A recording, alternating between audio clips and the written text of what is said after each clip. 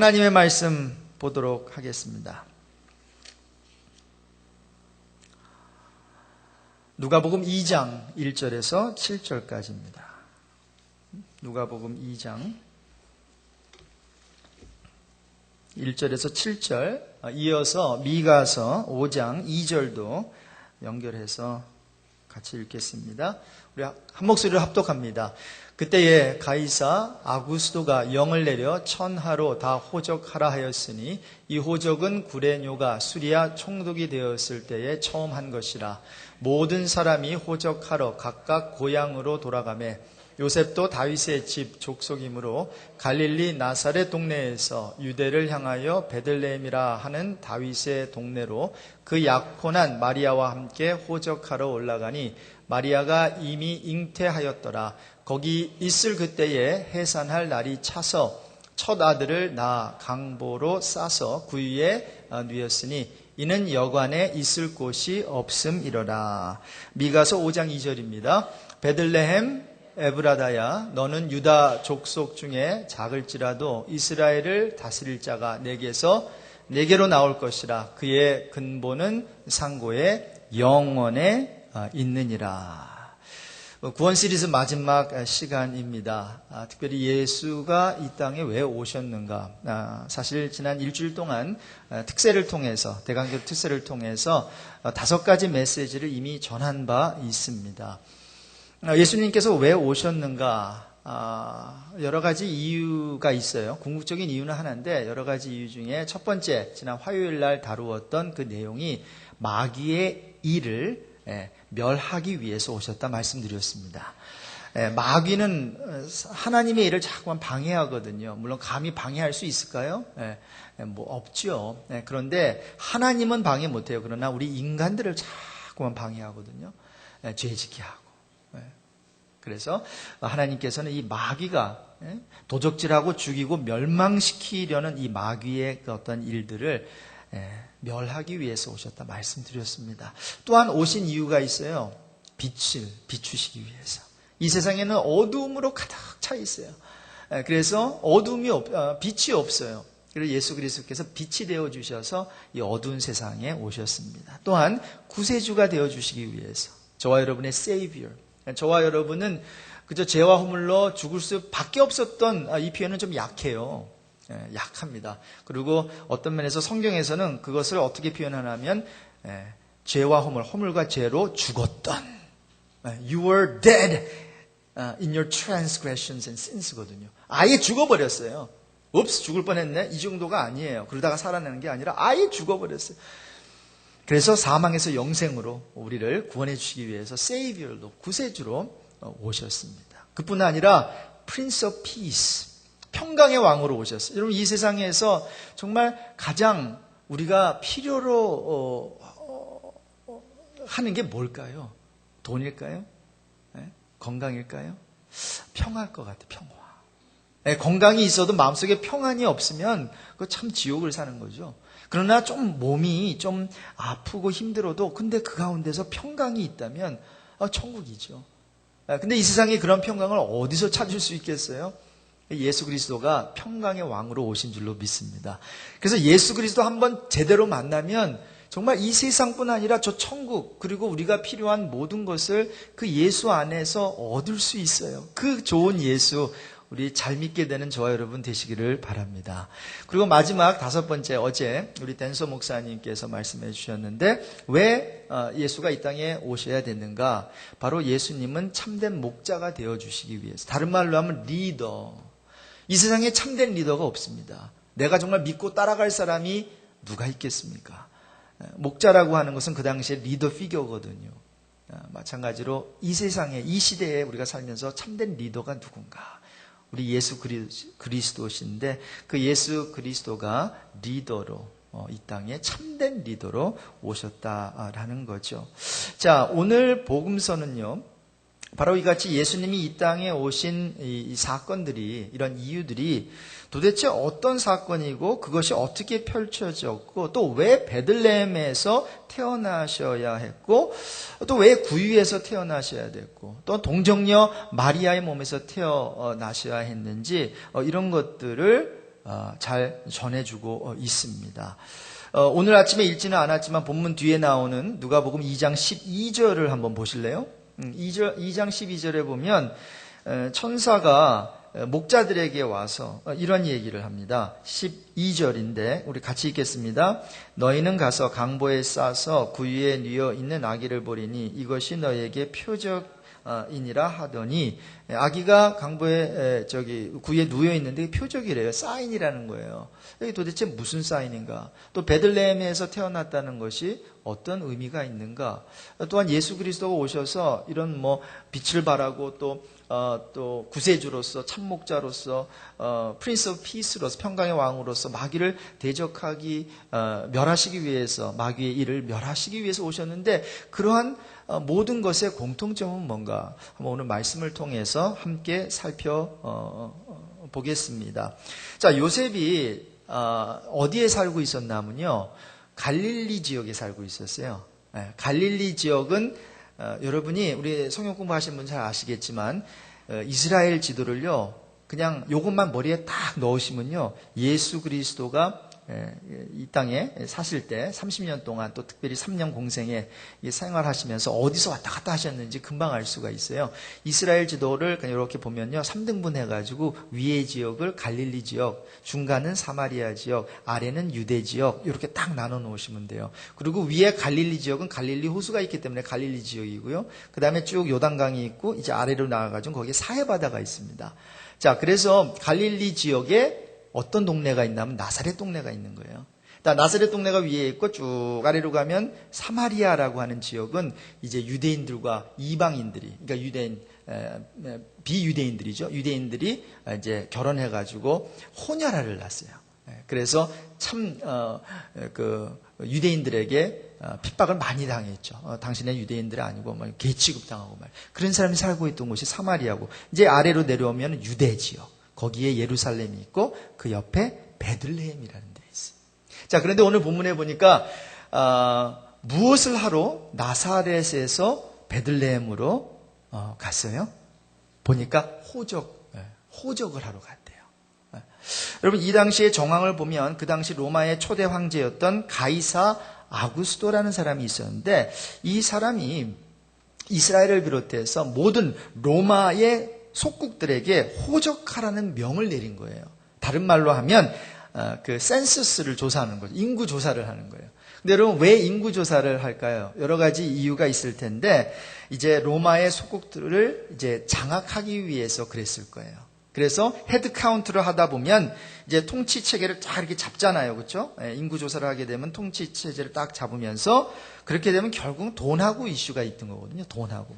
결국 뭐를 걷어들이겠다는 거예요? 세금을 걷어들이겠다는 거예요. 그래서 세금을 제대로 걷어들일 수 있죠. 호적 등본을 하고 도대체 여기에 1만한, 100만이면 100만, 1000만이면 1000만 사람들이 살고 있으니까 세금도 제대로 걷어들일 수 있고. 자, 이러한 이유 때문에 요셉도 정혼한 마리아를 데리고 다윗의 동네 베들레헴에 가가지고 이제 호적을 하러 간 거예요. 시키니까, 나라가 하라고 하니까 할 수밖에 없는 거죠. 그래서 우리 예수님도 그래서 출생지가 어디가 되어버렸어요? 출생지가 유대 땅 베들레헴이 되어버렸어요. 그리고 성장지는요, 다시 위로 올라가서 성장지는 나사렛, 갈릴리에 있는 나사렛. 여기가 성장지가 이제 된 것이지요. 자, 그런데 여러분, 이러한 소식들은요, 예수 탄생에 대한 소식은 하나님께서 이미 이제 들판의 목자들뿐만 아니라 동방 박사들로 하여금 왕궁으로 가서 이 왕의 탄생을 선포하게 하셨습니다. 아니, 그뿐 아니라 종교 지도자였던 대제사장들, 또 서기관들 있죠. 이분들이 예수님의 탄생 소식, 또 탄생지를 정확하게 알고 있었어요. 왜냐하면 예수님이 태어나시기 거의 한 700년 전에 미가 선지자를 통해서 이것이 예언이 되었거든요. 미가서 5장 2절, 그 오늘 두 번째 본문인데, 그 본문에 보면 베들레헴 에브라다야, 너는 유다 족속 중에 작을지라도 이스라엘을 다스릴 자가 내게서 네게로 나올 것이라 이미 선포가 됐어요. 700년 전에. 그래서 이제 이스라엘 사람들은, 유대인들은 이제 자기네들을 인도할 그 메시아, 이스라엘 왕을 사실 기다리고 있었습니다. 그리고 그분이 유대 땅에서도 어디예요? 베들레헴. 베틀레헴이라고 하는 게 굉장히 재밌는 이름인데 따라해 봅시다. 떡집. 또 house of bread. 근데 여러분 떡은 우리말로 하면 밥이에요. 밥은 안 먹으면 어떻게 돼요? 죽어요. 자, 그래서 이 떡집이라고 하는 것을 생명의 집이다라고도 할 수 있어요. 그렇죠? 생명의 떡, 이 떡집. 이것이 베들레헴이에요. 이 세상에 예수님께서 나는 하늘에서 내려온 떡이라 그랬어요. 나를 먹는 자는 어떻게 영원히 죽지 않는다 그랬어요. 자, 그래서 이 베들레헴 떡집, 또 House of Bread, 이곳에서 태어난 것이 우연이 아니라는 거죠. 이런 것들이 다 이제 이런 의미들이 다 연결이 됩니다. 자, 그런데 유대 땅에 있던 베들레헴에서 메시아가 탄생한다는 것은 이미 구약 성경에 이같이 예언된 사건이었고, 먼 이방 나라에서 누가 낙타 타고 왔어요? 동방 박사들이 와가지고 헤롯 왕과 그 사람들에게 지금 메시아가 탄생했다는 소식을 들었습니다라고 하면서 그 이방 사람을 통해서 메시아의 탄생이 선포가 되었어요. 그런데 참 안타까운 것은요, 이스라엘 왕이 태어나셨는데도 아무도 찾아오지 않았어요. 베들레헴이 어디 있다 그랬습니까? 유대 땅. 유대 거기에는 여러분 잘 아시는 예루살렘이 있어요. 자, 예루살렘에는 종교 지도자들도 많았겠죠. 그렇죠? 거기에는 또 성전도 있고 하니까. 그리고 성경에 대해서 얼마나 많은 사람들이 많겠어요. 대제사장들과 서기관들과 또 종교 지도자들 말이죠. 그런데 그 예루살렘에서 지금 예수님께서 태어난 그 베들레헴까지는요, 거리가 그리 멀지 않습니다. 8km밖에 안 된대요. 마일로 하면 5마일밖에 안 돼요. 우리 이양복 장로님 매일마다 5마일 걸으시거든요. 그렇죠? 저도 몇 번 걸어봤는데요. 그래요. 조금 뭐 걸어야 돼요. 그러나 걸으니까 2시간인가요? 2시간 반? 뭐 그 정도면은 걸어요. 뭐 낙타 타고 가면은 뭐 덩키 타고 가면은 더 빨리 갈 수도 있는 거리인데도 불구하고 아무도 찾아오지 않았습니다. 그 당시 헤롯 왕이 몰랐을까요? 이미 알았다 그랬죠. 동방 박사들을 통해서. 근데 헤롯 왕 찾아가지도 않았고요. 성경을 잘 알았던 서기관들도 메시아 탄생에 대한 어떤 예언을 모른 바 아니었는데 그들도 찾아가지 않았습니다. 오직 찾아간 분들은 누구예요? 유대인들이 아니라 이방 사람인 동방 박사들. 그리고 그 당시에 가장 천한 직업을 가지고 있던 목자들. 이렇게 세상은 하나님께 무관심했습니다. 요즘도 다를 바 없습니다. 몇 주 전 제가 TV 뉴스를 보는데 프리웨이에 이런 큰 빌보드에 무신론자들이 이러한 글귀를 해가지고 그 간판을 만들어 놓은 것을 보도하더라고요. 여기 보시면 아시겠지만 거기에 이렇게 써놨어요. Dear Santa. 이게 지금 TV에서 제가 뉴스 보다가 갑자기 찍어가지고 저렇게 좀 흔들린 것 같은데 Dear Santa, all I want for Christmas is to skip church. I am too old for fairy tales라고. 한국말로 직역하자면 어떻게 되냐면 산타 할아버지 이번 성탄 시즌에 내가 원하는 것은 교회 안 가는 것입니다. 저는 그러한 동화 같은 어떠한 이야기는 저는 그런 동화 같은 스토리를 믿기에는 저는 좀 나이가 들었거든요. 약간 비아냥거리면서 무신론자들, 에이티스트들이 돈까지 막 그렇게 해가지고 여러 군데다가 저거를 갖다가 막 세워둔 것 같아요. 자, 그러면서 결국 정말 교회에 나오지 않는 분들도 성탄절에는 나오지 않습니까? 그렇죠? 부활절, 추수감사절, 성탄절. 아니, 그때만이라도 나오는 건 저는 귀하다고 생각해요. 거기서부터 시작하면 되니까. 그런데 성탄절에도 나가지 않게. 그것이 나의 위시리스트라는 거예요. 성탄절에 산타에게 내가 원하는 게 The only thing I want from Santa is that 뭐예요? To skip church. 교회 스킵하는 겁니다. 이 정도로 무관심해요. 그리고 요즘 표현을 보면 이제 메리 크리스마스가 아니라 뭐라고 말합니까? 해피 할리데이스라고 말해요. 물론 여기에 대해서는 제가 좀 다른 견해를 갖고 있어요. 어떤 분들은 메리 크리스마스 안 하고 해피 할리데이즈 하니까 좀 분노하면서 이거 크리스마스의 정신이 사라지고 있다 이렇게 말씀하시는데, 사실 여러분 할리데이가 두 단어로 만들어진 것이라는 건 잘 아실 거예요. 홀리데이예요. 홀리데이.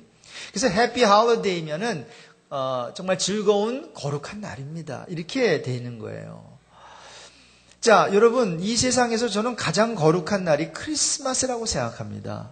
자, 그러므로 사람들이 해피 할리데이즈라고 말하는데 문제가 있는 것이 아니라 그 뜻을 알고 말해요. 메리 크리스마스도 마찬가지예요. 저는 메리 크리스마스나 해피 할리데이즈나 그 어떠한 그 단어만 바꾼 거지 그 뜻을 모르고 사용한다면 사실 별 차이가 없습니다.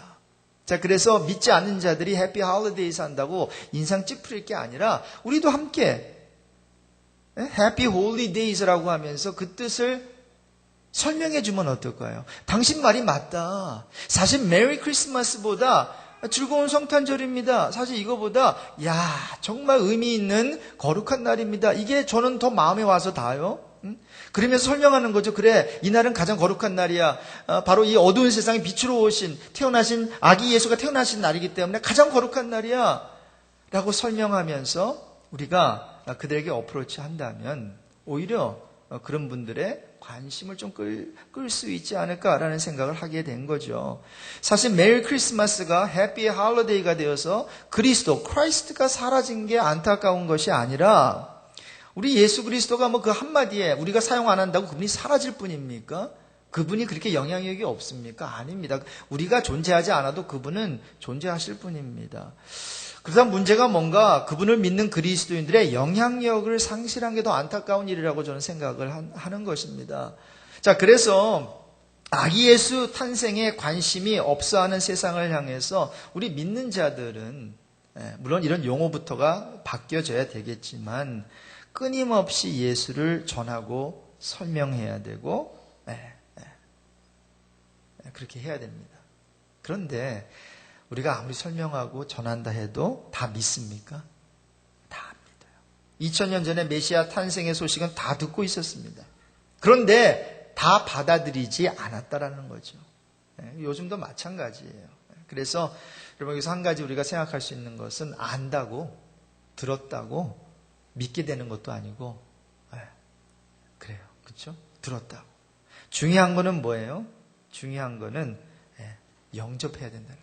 근데 안타깝게 지금도 그렇지만 2000년 전에도요 상황은 비슷했어요. 사도 요한이 이렇게 폭로를 하고 있어요. 그 당시에 예수께서 오셨을 때 어떻게 반응을 했는지, 예수님이 이 땅에 오신 그 사건을 요한복음 1장 9절부터 11절에 보니까 참빛 곧 세상에 와서 각 사람에게 비추는 빛이 있었나니 그가 세상에 계셨으며 세상은 그로 말미암아 지은 바 되었을 때 세상이 그를 알지 못하였고 자기 땅에 오매 자기 백성이 영접하지 아니하였으나. 자기 땅에, 유대 땅에 유대인으로 태어나셨어요. 그런데 유대인에게 배척당하셨어요. 유대인은 믿지를 않았어요. 오히려 로마 병정들에게 넘겨줬어요. 십자가에 못 박았어요. 그 정도였다고요. 그런데 이 예수 그리스도를 오히려 맞이한 부류는 뭐예요? 예수 그리스도를 맞이해서 정말 축복을 누린 사람들은 누구예요? 이방인 동방박사였어요. 이방인인 동방박사들. 그리고 비천한 목자들. 사실 그래서 이게 굿뉴스입니다. 굿뉴스예요. 비참한 사람들, 참 삶의 소망이 없어진 자들, 그리고 하나님을 모르고 예수를 모르던 자들에게 우리 예수님은 찾아오셔서 그들을 먼저 영접해 주시고 또 그들이 예수께 나오는 그러한 은혜가 생기게 된 거죠. 그래서 크리스마스를 우리가 보내면서 저와 여러분이 이러한 마음을 한 가지 소유했으면 좋겠어요. 어떤 마음인가 하면 정말 가난한 마음. 그래서 내 마음에 예수 그리스도를 정말 모셔드리는 그런 마음이 있었으면 좋겠는데 그런 마음은 이런 고백에서 나옵니다. 한번 따라해 볼까요? 은혜 없이는 나 살 수 없습니다. 다른 말로 하면 예수 없이는 나 살 수 없습니다. 이러한 고백과 이러한 다짐이 우리에게 있었으면 좋겠어요. 여러분, 예수님이 태어난 그 시대 정황에 대해서 제가 잠깐 아까도 좀 말씀드렸는데 어느 나라의 속국이 되었다고요? 로마 제국에 이제 속국이 되어 있을 때요. 그러니까 힘도 없고 비천한 삶을 사는 소망도 없는 거예요. 우리가 그 일제 시대 때 한 1910년부터 35년, 36년 동안 그렇게 속국이 되어 살아갈 때 무슨 소망이 있으셨겠어요? 나라 언어도 다 뺏기고, 저희 아버님은 1930년도생이신데 그렇게 지금도 아직 일본어를 하세요. 왜냐하면 한국말 못하게 하고 일본어 가르치고 다 그렇게 했으니까 말이죠. 그래서 제가 70년대만 해도 지금은 사용 안 하지만 벤또라 그랬어요. 벤또. 그게 남아가지고 말이죠. 아직. 벤또 모르시죠? 어떤 분. 벤또. 도시락. 그래서 벤또 싸왔니? 딱 열면은 거기에 이제 위에는 뭐예요? 보리밥. 그거만 딱 한 레이어만 딱 하면 거기는 흰밥. 이렇게 딱 있어요. 그리고 하나 또 하면 거기에 이제 달걀 마른 거. 친구가 뺏어 먹을까봐 그 안에 쑥쑥 집어넣는. 그런 때였어요. 근데 여러분, 그러한 영향력이, 그런 어떤 언어의 영향력이 아직까지도 한국에 이제는 뭐 많이 사라졌지만 말이죠. 그게 속국된다는 게 얼마나 안타까운 일인지 몰라요. 자, 그런데 이럴 때 누가 찾아오셨어요? 예수님이 찾아오신 줄로 믿습니다. 아주 라이트 타이밍에 찾아오신 거예요. 그래서 이 이스라엘 나라를 다시 한번 재건할 그러한 왕을 찾고 있었는데 예수 그리스도가 오신 거죠. 자, 그러면서 무엇을 하신 줄 아십니까? 놀라운 일을 하십니다. 나라를 세우고, 야, 이제 나를 따라라. 창칼 들고 이제 전쟁하자. 이제 로마 제국을 물리치자. 이제 우리가 우리 이스라엘 국기를 달자. 예루살렘 중심으로 전 세계를 잡아. 이런 게 아니었어요. 한 가지 놀라운 일을 이루시고자 했어요. 그런데 그 일을 사도 요한은 세례 요한은 잘 못 보고 있었어요. 여러분, 세례 요한이 누구예요? 메시아 오실 예수님의 길을 준비하는 자가 세례 요한이거든요. 근데 세례 요한이 분명히 메시아가 이제 오신다고 그랬는데 예수님을 보니까 저분이 메시아인지 우리가 기다리던 어떤 메시아인지 긴가민가해요. 그래서 감옥에 있으면서 제자들을 보내가지고 선생님, 당신이 우리가 기다려야 되는 메시아입니까? 아니면 다른 사람을 기다려야 됩니까? 이 질문을 하거든요. 자, 이 질문을 할 때에 우리 예수님께서 기가 막힌 대답으로 여기에 이 질문에 대한 답을 주세요. 마태복음 11장인데 너무나 중요한 구절이기 때문에 마태복음 11장을 한번 찾아보겠습니다. 마태복음 11장 그 1절 이하에 보면 우리 예수님께서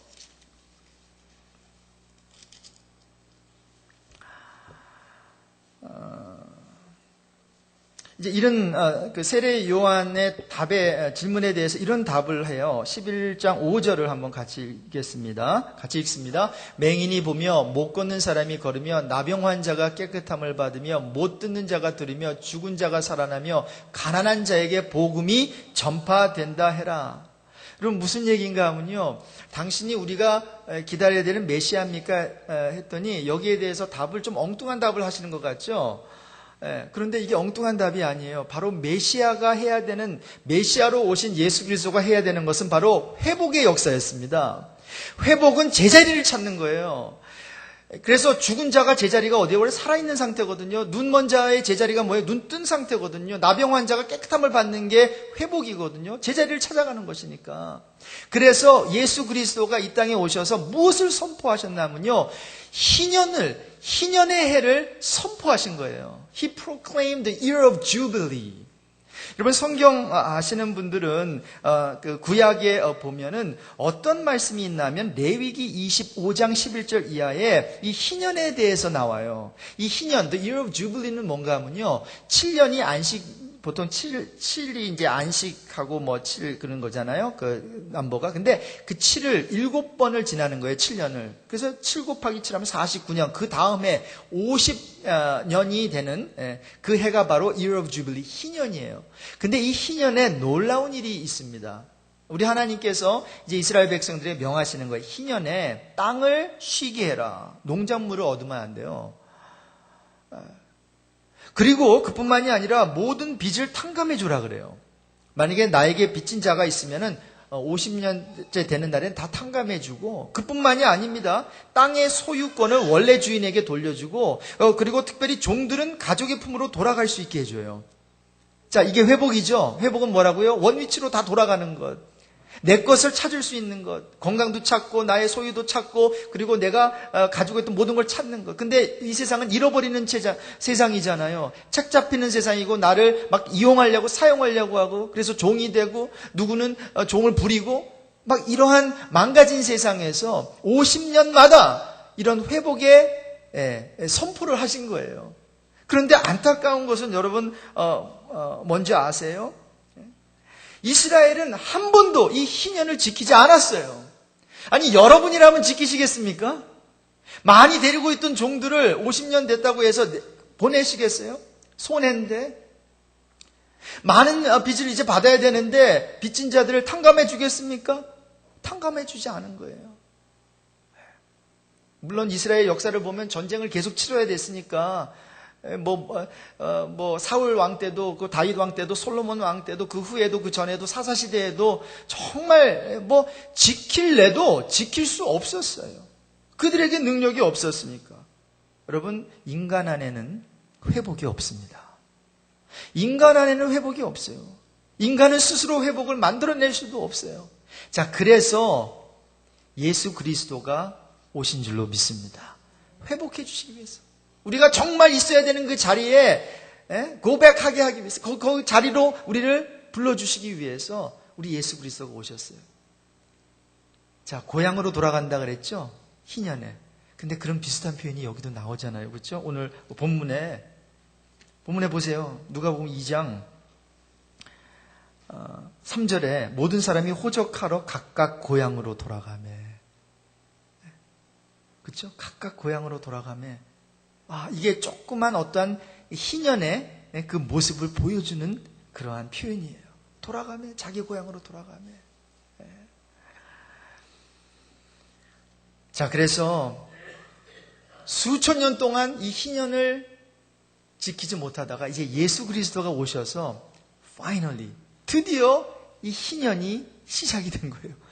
그래서 예수 그리스도가 당신이 우리가 기다려야 될 메시아입니까? 봐라! 지금 희년의 놀라운 역사가 일어난다. 눈먼 자가 보게 되고 죽은 자가 살아나게 되고 문둥 병자가 고침을 받게 되고 이런 놀라운 회복의 역사가 일어나고 나는 일어날 뿐만 아니라 선포할 뿐만이 아니라 내가 지금 이런 일들을 성취하고 있다. 다른 말로 하면 내가 메시아다. 그래서 저와 여러분에게는 메시아가 필요합니다. 왜요? 우리 안에는 회복할 능력도 없고 힘도 없고 좀 비천한 삶을 살고 있기 때문에 그 예수 그리스도가 이 회복을 위해서 오신 줄로 믿습니다. 이것이 메시아 탄생의 표적입니다. 그것도 작은 골, 땅, 동네에서 태어나시고 아무 알아주지도 않아요. 결론입니다. 두 가지 레슨을 우리가 함께 배우기를 원합니다. 첫 번째는 역사는 사람이 만들어 나가는 것 같지만요, 절대로 그렇지 않습니다. 하나님이 만들어 가십니다. 정말 그래요. 하나님의 그 계획 가운데 일이 참. 그래서 가룟 유다도 하나님의 그 어떤 플랜 가운데 우리는 가룟 유다 같은 사람 필요 없다고 생각하죠. 우리는 종교 지도자들 같은 사람, 예수 그리스도를 못 박는 사람들 필요 없다고 생각하지만 하나님은 그대로 내버려 두시면서 그 모든 사람들을 하나님의 어떤 역사를 이루어나가는 데 있어서 사용하신다는 거예요. 여러분 걱정하지 마십시오. 세상은 하나님이 움직이십니다. 네. 지금 미국과 저기 어디예요? 쿠바 그리고 또 이제 앞으로 미국과 저기 북한 이런 관계들 여러분 하나님께서 하시는 걸 여러분 보십시오. 구러시아, 서독, 동독, 베를린 장벽 무너진 거 여러분 누가 하셨겠어요? 이런 인간들은 그건 못합니다. 회복 못해요. 그런데 하나님께서 하신 줄로 믿습니다. 역사의 주인은 세상 왕들이 아니라 우리 하나님 아버지시거든요. 두 번째, 소망을 하나님께 두는 자들은 반드시 하나님이 회복해 주세요. 소망을 하나님께 두는 분들은 회복해 주십니다. 그래서 인생의 굴곡이 아무리 많아도요, 주님이 함께 하시기 때문에 절대로 망할 수 없습니다. 우리는 쓰러질 수 있어요. 작은 싸움에서 질 수는 있지만 우리가 치러야 되는 그 전쟁에서는 우리가 승리할 수밖에 없습니다. 왜? 주님께서 이런 얘기를 하셨거든요. 너희가 이 세상에서는 환난을 당하나 어떻게 됐어요? 봐라, 내가 세상을 이기노라. You shall face tribulation in this world, but behold, I have overcome the world. 이 세상을 내가 이겼다. 이미 선포하셨어요. 2000년 전에. 그러므로 우리 이렇게 기도했으면 좋겠어요. 따라해 봅시다. 주님, 어떤 문제가 와도 소망의 주님만을 붙잡겠습니다. 주의 능력으로 승리하게 해주십시오. 여러분, 이러한 기도를 우리가 드리시면서 한 해를 마무리하고 새해를 맞이하게 되는 저와 여러분이 되시길 주님의 이름으로 축복합니다.